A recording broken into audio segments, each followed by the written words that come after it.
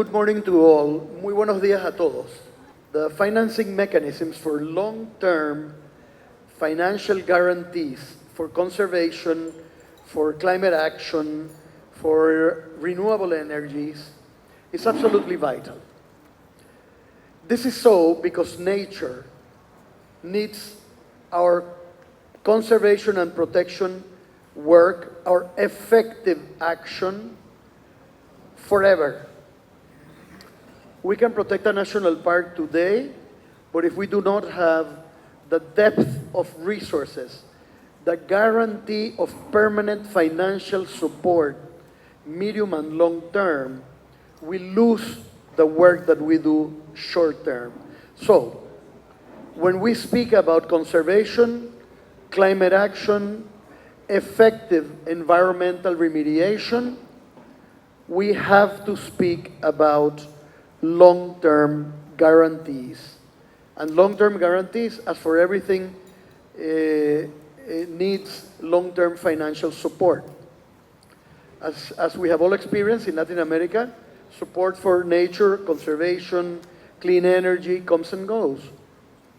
And by making sure that long-term financial planning and guarantees are in place, is the only way that we can guarantee effective climate action now and forever.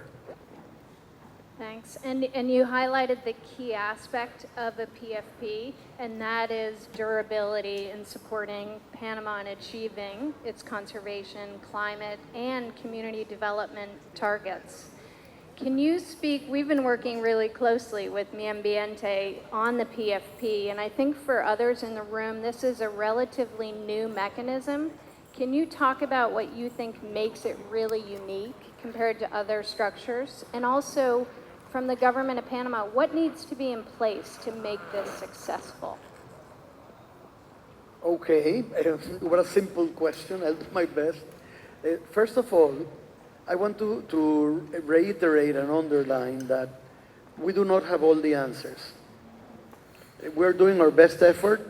We are learning, we're listening permanently to everyone, and learning and growing and making sure that we're always open to new ideas and to new learning experiences. So, we're not the experts, nor are we perfect in any way, nor do we have all the answers. So we start from this point by being very open about the fact that we are open to ideas and suggestions, and that we are learning and making sure that we get things done in the best possible way. And this I can tell you, we are doing our best effort, and we're working con buena voluntad. Estamos haciendo lo mejor que podemos con la mejor voluntad. Now, nobody's perfect, but we have advanced significantly in Panama during this last year. We came into office, the new government, in July. For the first time, thanks to President Mulino, we have political support for the environment. This is crucial. And I know there are experts and naysayers, experts are telling us everything that's wrong. But I think that we should also recognize it when things are going right. One of the things that has been done right is that with political support from the highest levels of government and appropriate global coordination, we have gotten a lot done this first year. We have turned our paper parks into real, well-managed and well-protected natural areas and protected areas. We have been especially careful of making sure that the parks and reserves, which are the most salient and the most prominent in Panama, which have been recognized by UNESCO as World Heritage Sites, be it La Amistad on our border with Costa Rica, an international park, which has half of the park in Panama, another half on the Costa Rican highlands, and the Panamanian highlands on our western side, Coiba Marine National Park, which is also a World Heritage Site, or Darien National Park, which is the crown jewel in terms of tropical forests for Panama, our own little Amazon in Panama. and also Portobello. And in fact, what I'm trying to say is that for these areas and many others, including the parks in the Panama Canal watershed, we're doing this also in Azuero and in Coclé, we're also doing it in Chiriquí. We have made a special effort to bring new rangers into the field. We have increased our real ranger force by 100% during this first year. We have equipped all of our rangers. We have put them out into the field. We have brought in local communities. We have opened up avenues for local communities to make a living sustainably from our parks. For instance, by promoting ecotourism in a sustainable, orderly manner in Coiba, which last year had over 15,000 visitors. From doing the same in Bastimentos Marine Park in Bocas, over 14,500 visitors last year. There are hundreds, literally, of families from local communities that are making a living from sustainable tourism in these national parks. I recap and underline these recent accomplishments because even if we have come so far in so little time, it would be for naught if we do not have permanent financial support.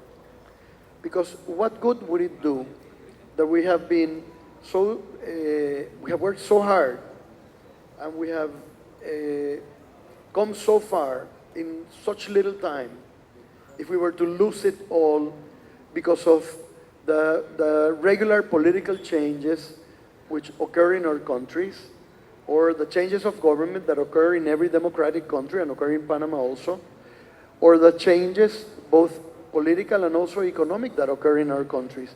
So what happens when a new government comes in? Or what happens when the economic conditions change and a government that may be supporting a program today finds that it cannot support it tomorrow? Well, what happens is that with PFPs, we significantly reduce the risk of this happening. And we exponentially increase the certainty that conservation will remain, that a push for clean energy will remain, and that the biodiversity and the natural heritage of a country, in this case Panama, will be protected forever. And a final thought on this question, I think that this is very important. The PFP not only helps us to create a long-term endowment to forever produce revenue and financial inflows to the national parks, but it also helps us to raise money, mostly from the private sector, so that we can invest in urgent conservation needs now. So it's a perfect combination for a country like Panama. We get help right now for urgent investments that we know we need to make, but in the meantime, we also are saving and putting away money and financial resources that will create the permanent cash flows that we need so that we have stability in the funding of our national parks, our clean energy initiatives, and all of the rest of the environmental work that we are doing. Thank you, Minister. And you highlighted, so at Enduring Earth, we are approached all the time by countries that want to develop a PFP. And one of the key aspects that we look at is government commitment, which you've just articulated so well. The government's commitment and your leadership should be noted.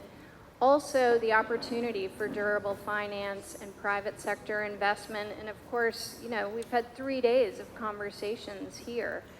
As other countries are looking to transform their environment and long-term finance, what would be your advice to them, given your experience here in Panama? I'm not sure that I am the one to give advice, but I can tell you what has worked here.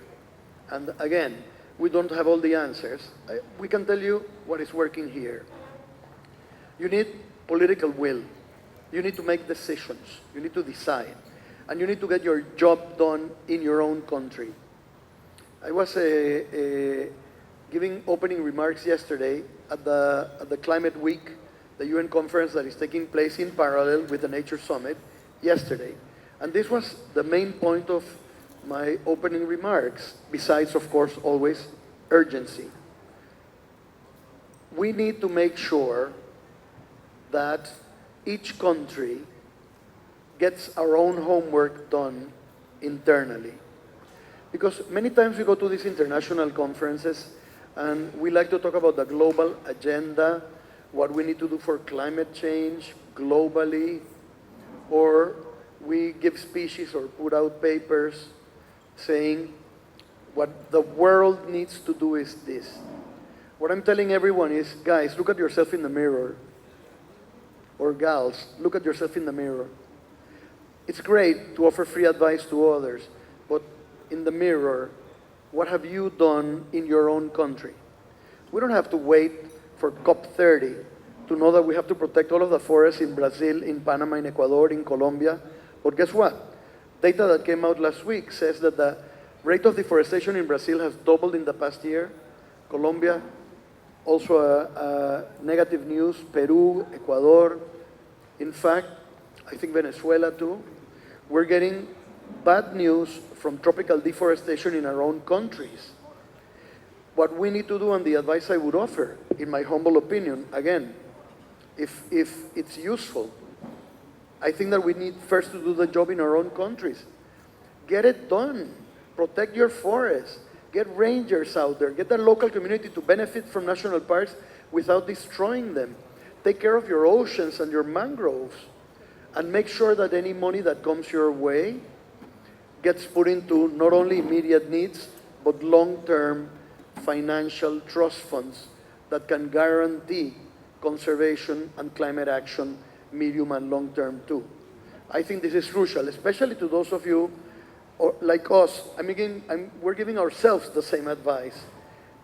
Those of us who are thinking of doing something with carbon, and in Panama we're structuring a totally transparent, hoping to use blockchain, by the way, carbon market, looking for the best practices worldwide to do it.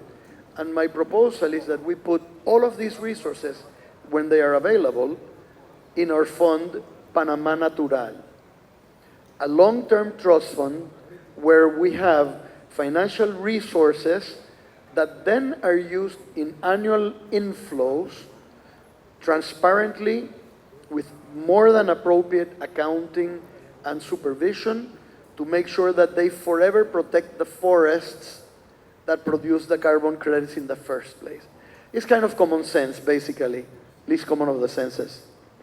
No, that's great. And I appreciate you mentioning the fund and that piece to support long-term finance, long-term conservation. Any final remarks in terms of the value of this mechanism? It's fantastic. My advice is do it. If I seem in a hurry, it's that we are in a hurry. Planet's being destroyed while we're having coffee. So this is why I try not to travel, and I try to do my job as quickly and as positively as I can in the short term, in the immediate term, and at the same time, we try not to lose view, not to lose the vision of thinking in medium and long term simultaneously. So my final comment would be PFPs are absolutely essential for us. And in particular, I believe in this model where we are totally transparent with what we do. Again, there are folks in our community, the environmental community, political activists, that have a problem for every solution, a critique for every positive answer. They have a crisis for every achievement. Not us. We have an answer for every problem, and if we don't have it, we look for it with you.